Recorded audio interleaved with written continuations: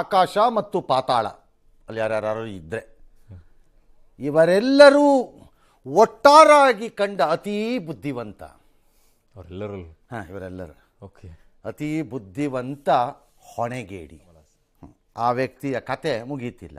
Because ಕೊಬ್ಬು ದಿಮಾಕು ಅಷ್ಟೇನೇನಿಲ್ಲ ಅದರಲ್ಲಿ. ಅಲ್ಲ ಈಗೂ ಬೇಕಾ ಅಂತ ಬನ್ರಿ ಇಂಥವ್ರನ್ನ ಕಂಡು ಕೇಳಿದ್ದೀವಿ, ನಾವು ನೋಡಿದ್ದೀವಿ ಇಂಥ ಆಟಗಳನ್ನು. ಸಿಂಹ ಸುಮ್ಮನೆ ಮಲಗಿದ್ರು ತೋಳಗಳು ಅಡ್ಡ ಬಂದು ಕೆಣಕ್ತಾನೆ ಇರ್ತವೆ. ಕುಡಿಬೇಕು, ರಕ್ತ ಕುಡಿಬೇಕು. ಸರಿ, ಚೆನ್ನೈನಲ್ಲಿ ಮಾತಾಡಿ ನಾನು ತಪ್ಪು ಮಾಡಿದ್ರಷ್ಟೇ ಕ್ಷಮೆ ಕೇಳುತ್ತೀನಿ. ಹೀಗಾಗಿ ಕ್ಷಮೆ ಕೇಳುವ ಮಾತಿಲ್ಲ. ಏಯ್ ಸುಮ್ಮನೆ ಕುತ್ಗಳ ಯಾಕೆ ಕಟ್ಟಿದ್ದೀವಿ ನಾವು ಏನ್ಬೇಕು ಯಾವನಾರೊಬ್ಬ ಯಾವನೇ ನೀನು ಇವನನ್ನು ಯಾಕ್ರಿ ಹೋಗಿ ಕ್ಷಮೆ ಕೇಳ್ತಾ ಇದ್ದೀರಿ ಎಲ್ಲರೂ? ನಿಮ್ಗೆ ಅಸಹ್ಯ ಆಗಲ್ವಾ ಎಲ್ಲರಿಗೂ ಕರ್ನಾಟಕದವ್ರಿಗೆ? ಕ್ಷಮೆ ಕೇಳಬೇಕು. ಕ್ಷಮೆ ಯಾಕ್ರಿ ಕೇಳ್ತಿದ್ದೀರಿ ಅವನನ್ನ? ಬೇಕಿದ್ರೆ ಅವ್ನು ಕೇಳಲಿ. ಯಾವ ತೋಲಾಂಡಿ ರಾಯ ಅವನು ಬಾಯ್ಕಾಟ್ ಮಾಡಿ ಅವ್ನಿಗೆ ಇಲ್ಲಿ ಕರ್ನಾಟಕದೊಳಗೆ ಬಂದಾಗ ಮೊಟ್ಟೆ ಎಲ್ಲಿದೆ ಅಂತ ಕೈಲಿ ಹಿಡ್ಕೊಂಡು ನಿಂತ್ಕೊಳ್ರಿ. ಸುಮ್ಮನೆ ಅವನನ್ನು ಕೇಳ್ತಾರಂತೆ ಕ್ಷಮೆ ಕೇಳು ಕ್ಷಮೆ ಕೇಳು ಕ್ಷಮೆ ಕೇಳು ಅನ್ಕೊಂಡು. ಏಯ್ ಭಾರತ್ ತೋರಿಸ್ತೀವಿ ನಿನಗೆ ಬಂದಾಗ ತೋರಿಸ್ಕೊತೀವಿ, ಹೋಗ ಅದೇನು ಮಾಡ್ತೀವಿ ಮಾಡ್ಕಾಗಂತನ್ಬೇಕು ಅನ್ನೋದು ಬಿಟ್ಬಿಟ್ರು. ಕ್ಷಮೆ ಕೇಳೋ ಕೇಳಿ ಕ್ಷಮೆ ಕೇಳಿ. ಹತ್ತು ಕರೆದು ಗೋಲಾಡ್ಬಿಟ್ಟು ಕಾಲಿಗೆ ಪಾದ ಪೂಜೆ ಮಾಡ್ಬಿಟ್ಟು ನೀರು ಕುಡೀರಿ ಎಲ್ಲರೂ. ಅವನೇನ್ರಿ ಕ್ಷಮೆ ಕೇಳೋದು? ಕ್ಷಮೆ ಕೇಳಿಸ್ತಾರಂತೆ.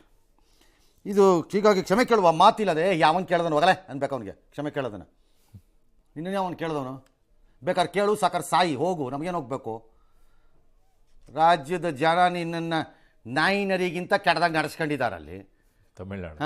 ಇಲ್ಲಿ ಬಂದು ನಮಗೆ ಬಂದು ಬುರುಡಾಗ್ಬಿಡ್ತಾರೆ. ಹಿಂದೆಯೂ ನನಗೆ ಬೆದರಿಕೆ ಬಂದಿತ್ತು ಅಂತ. ನಿನಗೆ ಬೆದರಿಕೆ?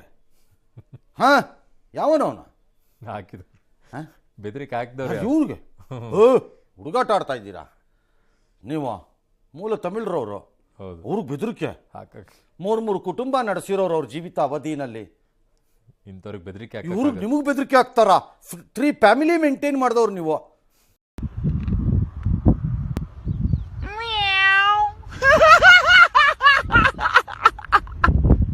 ನಿಮಗೆ ಬೆದರಿಕೆ ಹಾಕಕ್ಕಾಗತ್ತಾ? ಏನು ಧೈರ್ಯ, ಏನು ಶಕ್ತಿ ಇದೆ ನಿಮಗೆ?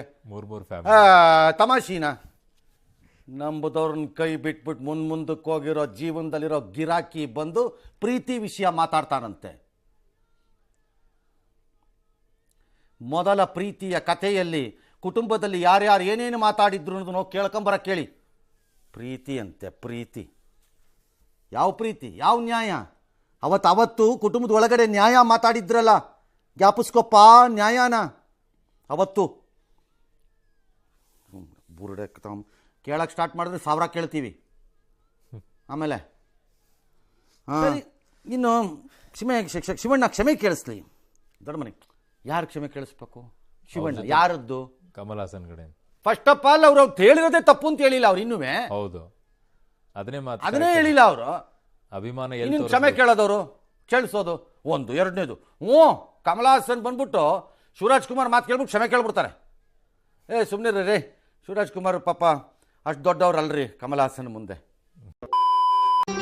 ಮತ್ತೆ ಭೇಟಿಯಾಗೋಣ. ನಮಸ್ಕಾರ.